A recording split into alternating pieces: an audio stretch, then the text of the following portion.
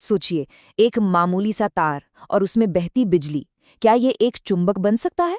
सुनने में तो ये किसी जादू जैसा लगता है ना? लेकिन सच तो ये है कि बिजली और चुंबकत्व के बीच एक बहुत ही गहरा और हैरान कर देने वाला कनेक्शन है। आज हम इसी जादुई कनेक्शन की तह तक पहुंचेंगे। तो सीधा मुद्दे पर आते हैं। वो एक सवाल जिसने साइंस की दुनिया ही बदल दी। आखिर होता क्या है जब बिजली एक चुंबक से मिलती है? चलिए आज उसी ऐतिहासिक एक्सपेरिमेंट में गोता लगाते हैं और इसका जवाब खोजते हैं। तो कहानी शुरू होती है एक बहुत ही साधारण सी चीज से, बस एक तार। समझिए कि हमारे सामने एक तार है जिसमें से बिजली मतलब इलेक्ट्रिक करंट दौड़ रहा है।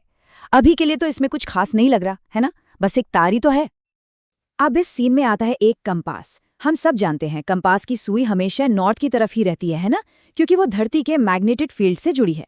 तो जब तक आसपास कोई दूसरा चुंबक ना हो, इसे तो टस से मस नहीं होना चाहिए, बिल्कुल स्थिर। लेकिन जैसे ही उस तार में करंट चालू किया जाता है, कुछ ऐसा होता है जिसकी किसी ने कल्पना भी नहीं की थी। कंपास की सुई हिलने लगती है, वो नॉर्थ को छोड़कर एक नई दिशा में घूम जाती है। अब सवाल ये है कि ऐसा हुआ क्यों? वो तार तो कोई चुंबक नहीं था, या फिर था? बस यही वो पहेली है जिसे आज हम मिलकर सुलझाने वाले हैं। तो चलिए इस मैजिक ट्रिक के पीछे की साइंस को समझते हैं। करंट के इस बहाव में एक ऐसा सीक्रेट छिपा था जिसे साइंटिस्ट अर्स्टडे ने, आप कह सकते हैं, लगभग एक्सीडेंटली ही खोज लिया था। और वो गहरा राज वो ये है कि जिस भी तार में करंट बहता है, वो अपने चारों ओर एक मैग्नेटिक फील्ड बना लेता है। जी हाँ, इसका मतलब है कि बहती हुई बिजली खुद ब खुद एक अदृश्य चुंबक बन जाती है। वो तार अब सिर्फ एक तार नहीं है, वो एक इलेक्ट्रोमैग्नेट है। ठीक है, तो ये मैग्नेटिक फील्ड बनता तो है, पर ये चीज क्या है? और सबसे बड़ा सवाल, ये जो अदृश्य फील्ड है, ये आखिर दिखता कैसा होगा? चलिए जरा इसे विजुलाइज करने की कोशिश करते हैं। साइंटिस्ट इसे मैग्नेटिक फील्ड कहते हैं और इसे कैपिटल बी से दिखाते हैं। अगर आसान भाषा में समझें तो ये उस करंट वाले तार के चारों तरफ असर का एक एरिया है। मतलब कोई भी दूसरा चुंबक अगर इस एरिया में आया तो उसे एक जोर का धक्का या खिंचाव महसूस होगा। और हाँ, इस फील्ड की ताकत को नापने की एक यूनिट भी है, टेस्ला, जिसे हम टी से लिखते हैं। अब आते हैं सबसे मजेदार हिस्से पर। ये जो मैग्नेटिक फील्ड है, ये सीधी लाइनों में नहीं होता। नहीं, ये तार के चारों तरफ गोल गोल छल्लों मतलब सर्कल्स की तरह होता है। सोचकर देखिए, जैसे किसी ने तार के ऊपर एक के बाद एक कई सारी अदृश्य चूड़ियां पहना दी हों। तो सवाल ये है कि इन गोल छल्लों की डायरेक्शन क्या होगी, क्लॉकवाइज या एंटी क्लॉकवाइज? इसके लिए एक बहुत ही कूल और सिंपल सा नियम है, राइट हैंड रूल। अपने दाहिने हाथ से एक थम्स अप का साइन बनाइए।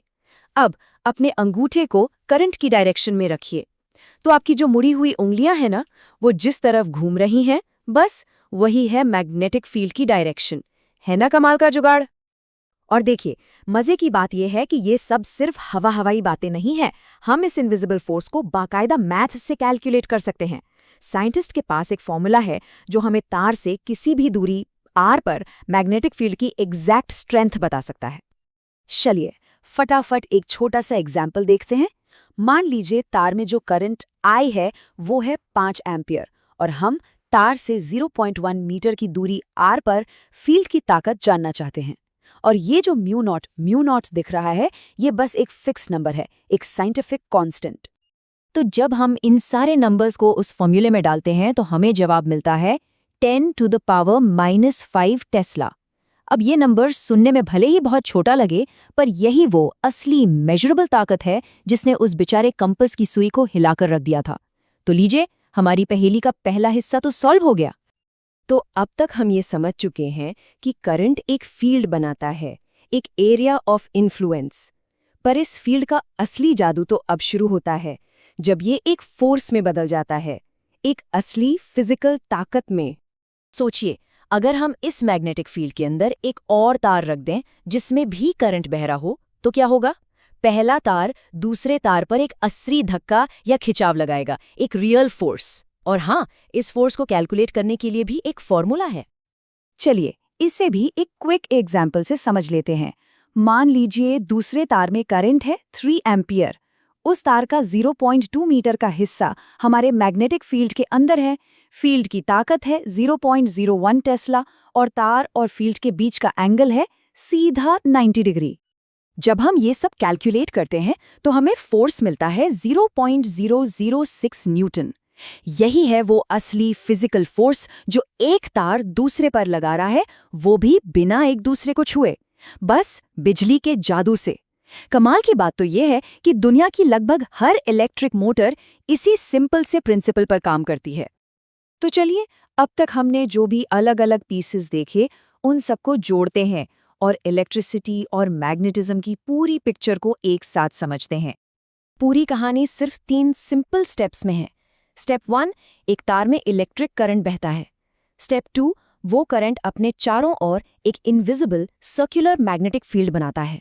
और स्टेप 3, वही फील्ड किसी दूसरे चुंबक या करंट वाले तार पर एक असली फिजिकल फोर्स लगा सकता है।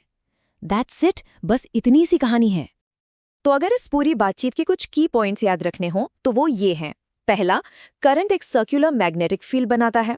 दूसरा, उसकी डायरेक्शन पता करने के लिए राइट हैंड रूल का इस्तेमाल करें। तीसरा, ये मैग्नेटिक फोर्स हमेशा करंट और फील्ड दोनों के परपेंडिकुलर होता है, मतलब 90 डिग्री पर। और चौथा, ऑयस्टेड का एक्सपेरिमेंट ही इसका सबसे बड़ा प्रूफ है।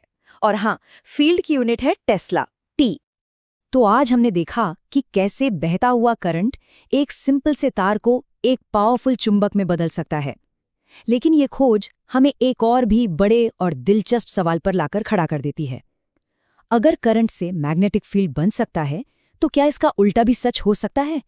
क्या एक मैग्नेटिक फील्ड से करंट बनाया जा सकता है?